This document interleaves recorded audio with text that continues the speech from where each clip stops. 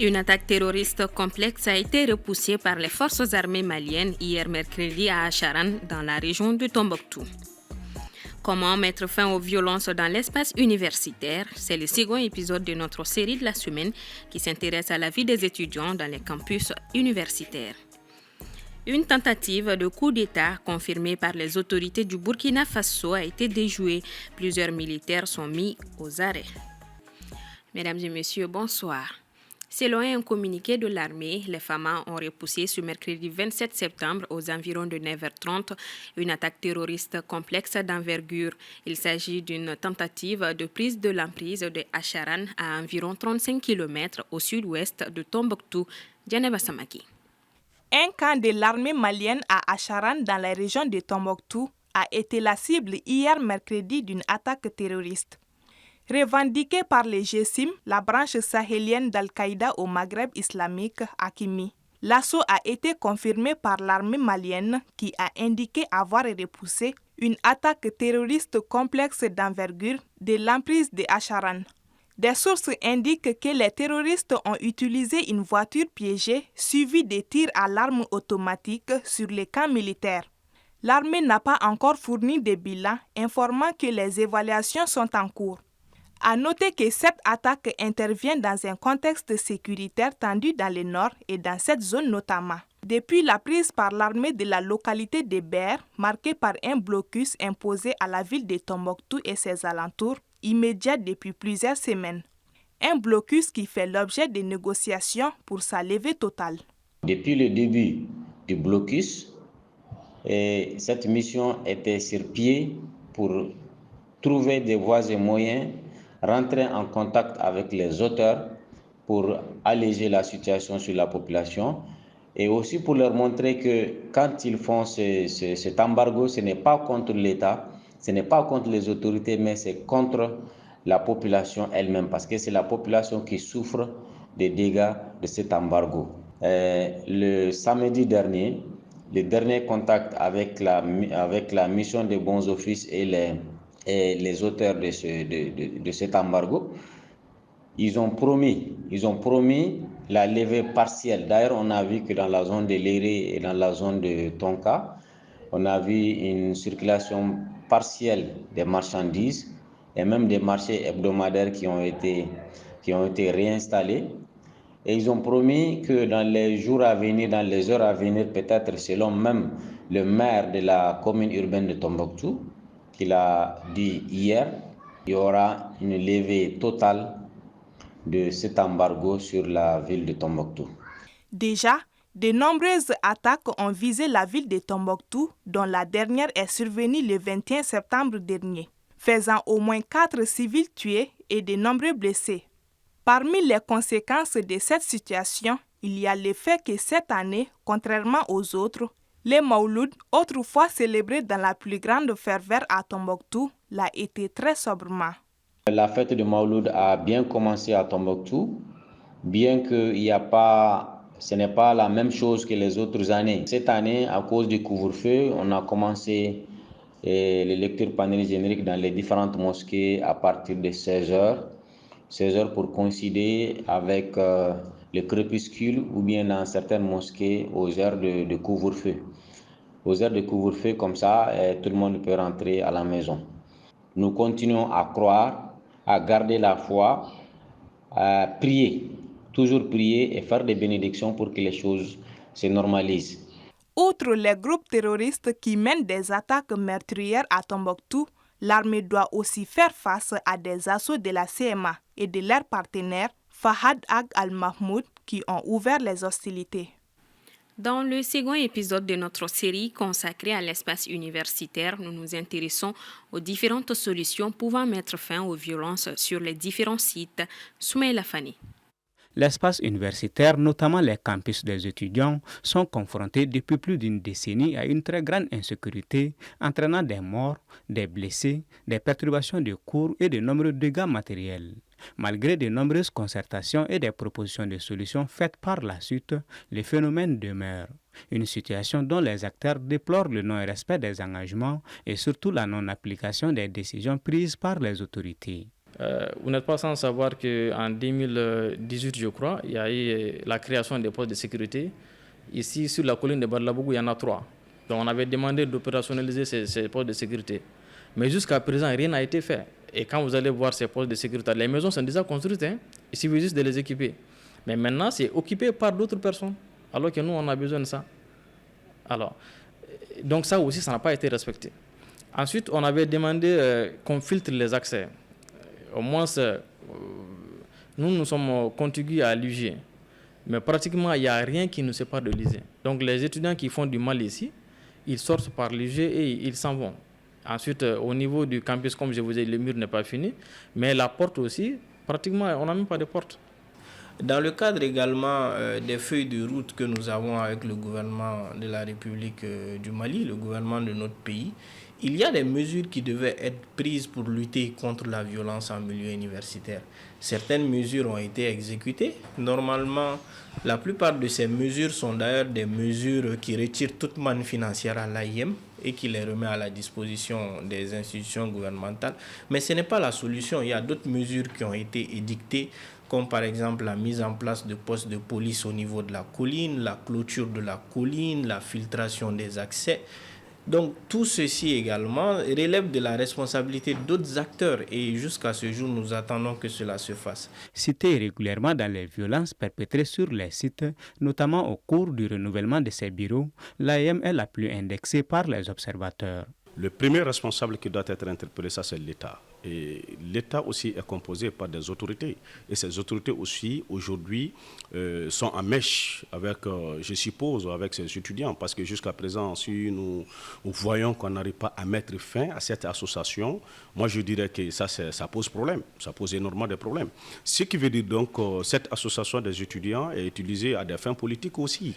Donc il n'y a pas de motif, il n'y a pas de raison de ne pas pouvoir dissoudre cette association et pourquoi pas de ne pas envisager de mettre en place une autre association qui pourra revendiquer au nom des étudiants. Et que la composition va être revue aussi. Est-ce que qui doit être membre de cette association? Pour rappel, le Mali compte aujourd'hui plus de 90 000 étudiants répartis entre 5 universités publiques et 11 instituts pour environ 1600 enseignants-chercheurs. Au Mali, la deuxième phase du retrait de la MINUSMA entamée le 1er septembre se poursuit.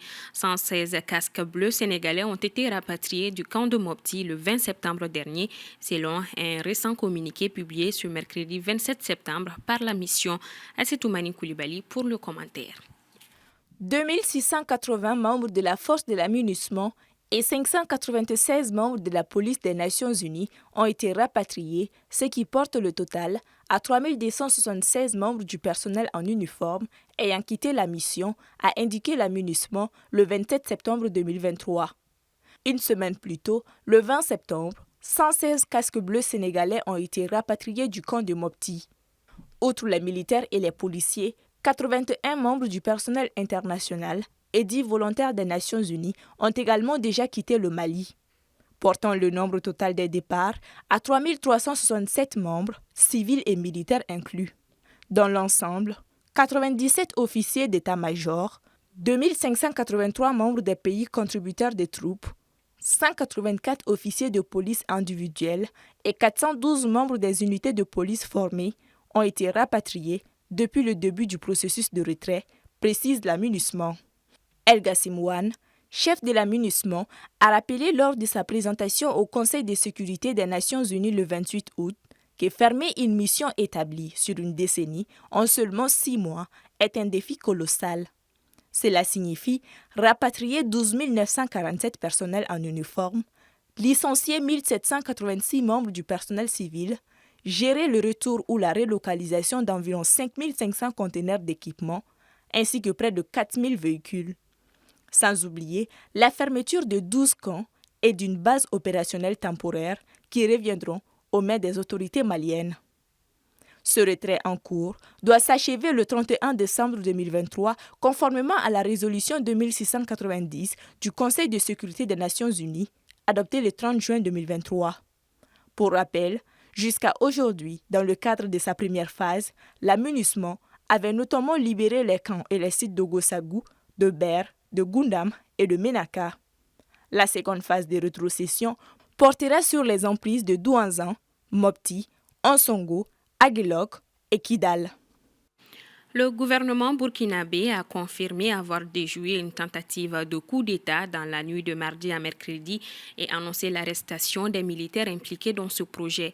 La nuit du 26 au 27 septembre dernier a été mouvementée à Ouaga et dans les grandes villes du pays. Les carrefours ont été pris d'assaut par les manifestants, affirmant venir apporter leur soutien à la transition menacée de déstabilisation.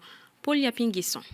Une tentative avérée de coup d'État a été déjouée ce 26 septembre 2023 par le service de renseignement et de sécurité burkinabé, a déclaré le ministre de la Communication et porte-parole du gouvernement, Jean-Emmanuel Ouedraogo, dans un communiqué daté du 27 septembre. À l'heure actuelle, des officiers et d'autres acteurs présumés impliqués dans cette tentative de déstabilisation ont été interpellés et d'autres activement recherchés, a-t-il ajouté. Le porte-parole du gouvernement a en outre indiqué qu'en attendant que le procureur militaire apporte plus de détails sur ce complot, le gouvernement regrette profondément que des Burkinabés, qui plus être des officiers dont le serment est de défendre la patrie, se sont fourvoyés dans une entreprise d'une telle nature qui vise à entraver la marche du peuple burkinabé pour sa souveraineté et sa libération totale des ordres terroristes qui tentent de la servir. Le parquet militaire a ouvert une enquête contre des officiers. 4 ont été interpellés et 2 en fuite selon le communiqué. En décembre, le parquet militaire avait déjà dénoncé une tentative de déstabilisation du régime et annoncé des arrestations de militaires. Le gouvernement burkinabé s'en était pris plus tôt cette semaine aux médias Jeune Afrique qui avait publié 2 articles évoquant notamment des tensions au sein de l'armée, suspendant sa diffusion. Tout est parti d'alerte sur les réseaux sociaux, appelant les populations à se mobiliser pour barrer la route à une probable déstabilisation des institutions de la République. Des manifestants se sont massés dans la nuit du 26 au 27 septembre 2023 sur la place du rond-point des Nations Unies au centre-ville de Ouagadougou. D'autres rassemblements se sont également tenus dans certaines grandes villes du pays.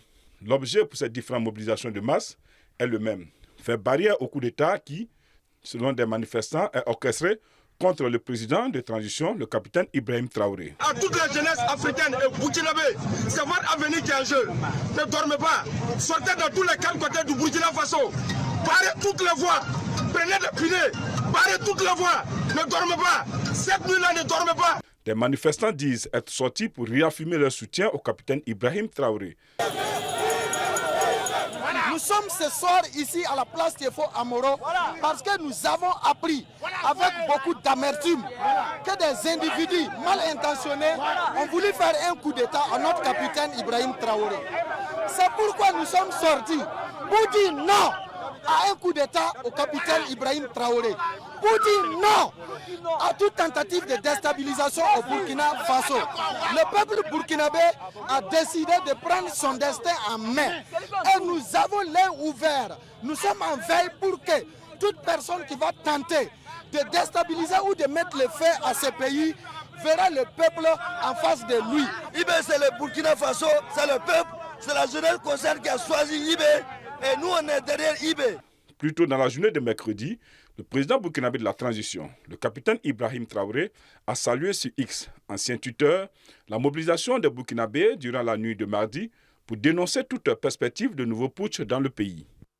Et on termine avec le sport. Après l'annulation de sa rencontre amicale face au Sénégal, le 13 octobre prochain, le Mali a trouvé un nouvel adversaire à la même date.